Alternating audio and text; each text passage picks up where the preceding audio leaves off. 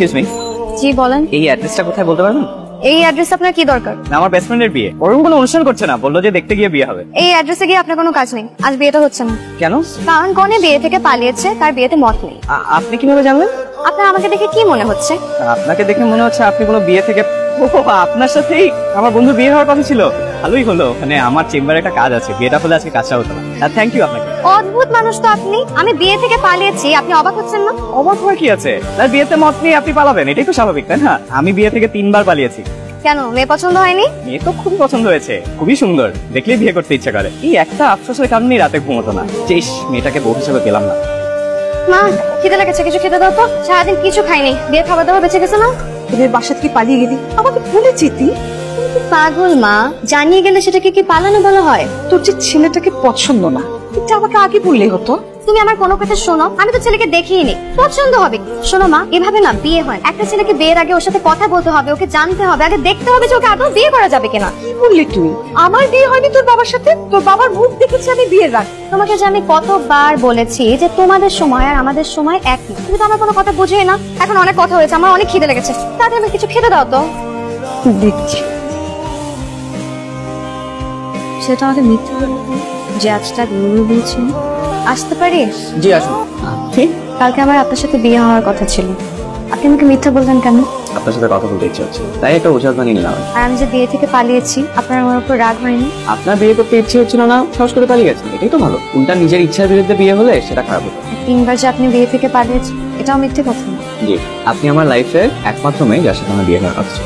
চেনেন না, জানেন না, যাকে তাকে বিয়ে করা যায় নাকি? আচ্ছা, আজকে আসছি। আপনি আমার অফিসে?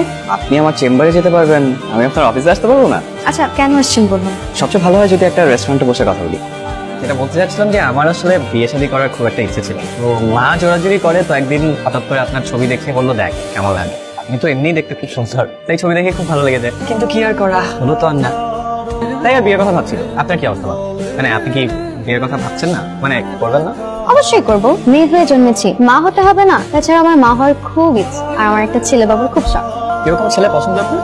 এমন আহামরি না, মানে ভালো অনেস্ট হলেই হয়। আমার যেরকম মন মানসিকতা ওরকম হলেই হবে। তো আমাকে ছেলে হিসাবে কেমন লাগলো? ভালো না খারাপও না, মাঝামাঝি। আসলে আমি আপনার সাথে তেমন একটা মিশি নেই, তো বলতে পারবো না। আমার না দেরি হয়ে যাচ্ছে, আমি যদি আজকে অফিসে দেরি করে যাই, আফসার ভাই তো আমাকে মেরেই ফেলবে। আজকে উঠছি। এই যে শুনুন, এই যে আপনি বৃষ্টিতে ভিজছেন কেন? জ্বর আসবে না? সমস্যা নাই, ওষুধ খেয়ে নিবো। রিকশায় উঠেন। ভিজা তো। ভেজা তো কি হয়েছে, আসুন। আপনি একটা ওষুধ খেয়ে নিন, প্রেসক্রিপশন লিখে দিব। ওকে ডাক্তার সাহেব।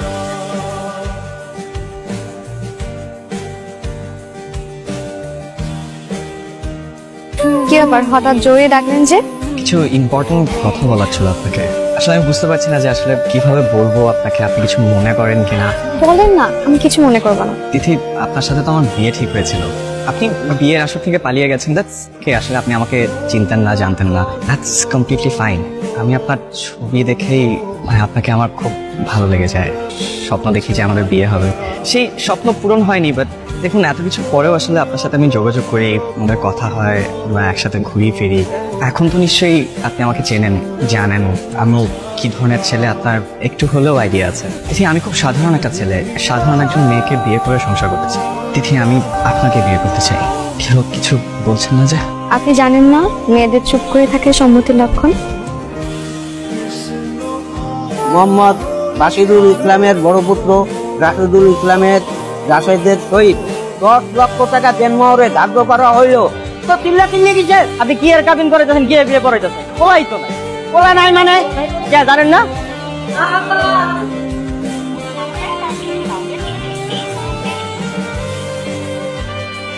কি ভাই আসছেন কে? না ভাই, এমনি। আরে ভাই কি হয়েছে কন্যা, বিয়ে বাড়িতে পলাইছেন না? আরে না না ভাই, শেরওয়ানি আর পাগড়ি পইরা গেছিলাম বিসিএস পরীক্ষা দিতে, পারি নাই কিছু, পরে চলে আসছি। দেন কি ব্যবহার করতেছেন বলবো। মেয়েদের একটা অদ্ভুত গুণ আছে জানেন, তারা কষ্ট পেলে চোখের পানির মতো ছেড়ে ফেলতে পারে, ছেলেরা সেটা পারে না। আপনি জানেন মা আমাকে যখন আপনার ছবি প্রথম দেখায়, আমি কি ভেবেছিলাম মেয়েটার চোখে এত মায়া খায়, মেয়েটা এত স্নুত খায়। বিশ্বাস করেন, আপনার ছবি দেখে আপনার প্রেমে পড়ে আমি হাবুডুবু খাচ্ছি। যেদিন জানতে পারি যে আপনার সাথে প্রথম দেখাতে আমাদের বিয়ে হবে, আমার এক্সাইটমেন্ট আমি নিজেই ধরে রাখতে পারছি। আর বিয়ে করতে গিয়ে যখন জানতে পারলাম যে আপনি বিয়ে ছেড়ে পালাচ্ছেন, তখন ঠিক এরকম কষ্টই পেয়েছিলাম আমি। প্রতিশোধ নিলেন? তাহলে পালালেন কেন? শুনেছি বিয়ের পরে স্বামী স্ত্রীরা সুখ কষ্ট সব সমানভাবে শেয়ার করে। আজ কষ্টটা শেয়ার করবেন? কি বাচ্চা, এভাবে কেউ দুঃখ শেয়ার করে? বিয়ের পর কষ্ট পেলে আমিও এইভাবে দুঃখ শেয়ার করবো। অবশ্যই করবেন। আমি এইভাবে দুঃখ শেয়ার করবো না, কারণ আমি আপনাকে দুঃখ দিতে চাই না। আমিও চাই না। এখন বিয়ে কিভাবে হবে? কাজে তো চলে গেছে। কাজী অফিসে কাজী সাহেব সহ আমার বন্ধুরা অপেক্ষা করছে আমাদের জন্য।